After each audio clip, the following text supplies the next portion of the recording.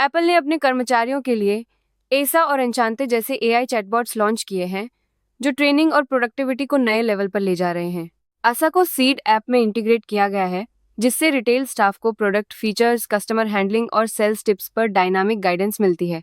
एन्चांते company policy और technical guidance देता है, साथ ही एम्प्लॉय फीडबैक से मॉडल को और बेहतर बनाता है।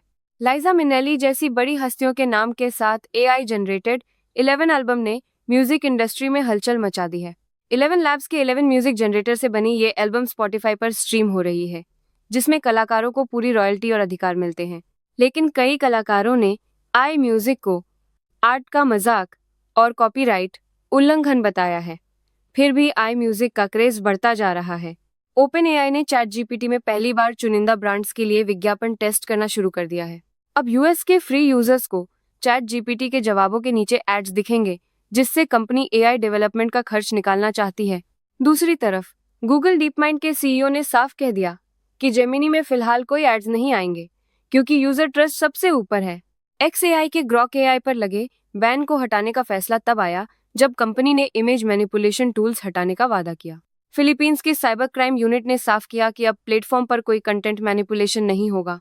हालांकि मॉनिटरिंग जारी रहेगी ताकि बच्चों की सुरक्षा और नियमों का पालन पक्का हो सके। ओपन एआई ने चैट जीपीटी में उम्र पहचान फीचर लॉन्च किया है, जिससे नाबालिग यूजर्स को संवेदनशील कंटेंट से बचाया जाएगा। यह सिस्टम यूजर के व्यवहार और अकाउंट डिटेल्स के आधार पर अनुमान लगाता है कि कोई यूजर 18 साल से कम है या नहीं, और ऐसे यूजर्स के लिए एक्स्ट्रा प्रोटेक्शन लागू करता है। अगर कोई एडल्ट गलती से नाबालिग के तौर पर पहचाना जाता है, तो वह अपनी उम्र सेल्फी या आईडी से वेरीफाई कर सकता है। एप्पल सिरी को अब चैटबॉट में बदलने जा रहा है, जो iOS 27, iPadOS 27 और macOS 27 में 2026 में लॉन्च होगा। नया सिरी गूगल जेमिनी के कस्टम मॉडल से पावर्ड होगा और यूजर्स को web search, image generation, file analysis और डिवाइस कंट्रोल जैसी एडवांस्ड एआई फीचर्स देगा। सिरी अब एप्पल के सभी ऐप्स में इंटीग्रेटेड रहेगा, वॉइस और टाइपिंग दोनों मोड्स में काम करेगा, जिससे यूजर इंटरेक्शन पूरी तरह बदल जाएगा।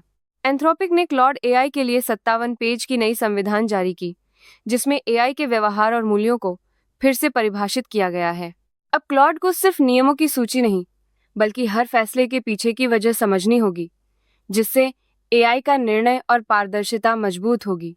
यह संविधान वित्त, स्वास्थ्य जैसे संवेदनशील क्षेत्रों में एआई की विश्वसनीयता और सुरक्षा को नई ऊंचाई देता है और एआई इंडस्ट्री में नैतिकता के नए मानक स्थापित करता है। डीपसीक ने गिटहब पर मोडलेक की आर्किटेक्चर डिटेल्स उजागर कर दी हैं, जिससे एआई मॉडल की परफॉर्मेंस में तगड़ा बदलाव आने वाला है। फ्लैश एमएलए कोडबेस में किए गए अपडेट्स से पता चलता है कि मोडलेक में मेमोरी ऑप्टिमाइजेशन और एफिशिएंसी के लिए नए फीचर्स जोड़े गए हैं। विचार मॉडल, जिसमें एंग्रम मेमोरी सिस्टम और एनवीडिया ब्लैकवेल सपोर्ट शामिल है, 2026 के मिड फरवरी में रिलीज हो सकता है और इंटरनल टेस्ट में ये ओपन एआई और एंथ्रोपिक के मॉडल्स को भी पछाड़ सकता है।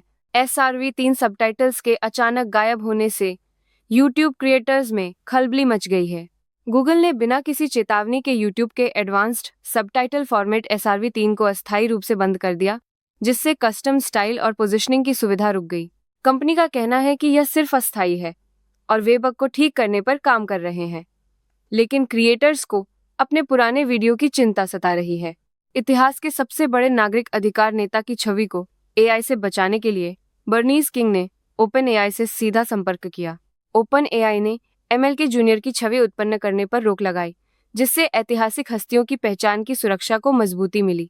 बर्नीस किंग ने बताया कि प्रभाव और अंदरूनी बातचीत से एआई नैतिकता में बदलाव संभव है, जिससे सार्वजनिक हस्तियों की छवि पर नियंत्रण परिवारों के हाथ में आता है। एनवीडिया और एसवी एंजल ने ह्यूमंस को $4.48 अरब की वैल्यू पर $480 मिलियन का सीड फंड दिया, जिसने एआई स्टार्टअप्स की दुनिया में हलचल मचा दी है। ह्यूमंस की टीम में गूगल, XAI और एंथ्रोपिक के दिग्गज शामिल हैं और एनवीडिया अब उन्हें एडवांस्ड कंप्यूटिंग इंफ्रास्ट्रक्चर देने जा रहा है। इस डील से साफ है कि टॉप इन्वेस्टर्स अब फ्रंटियर एआई रिसर्च में पैसा झोंक रहे हैं और ह्यूमंस को एआई इकोसिस्टम का बड़ा खिलाड़ी मान रहे हैं। सॉफ्टवेयर की सबसे कठिन समस्या को कर्सर के एआई एजेंट्स ने हफ्ते भर में ही तोड़ डाला। खुद का रेंडरिंग इंजन वाला ब्राउजर बना डाला।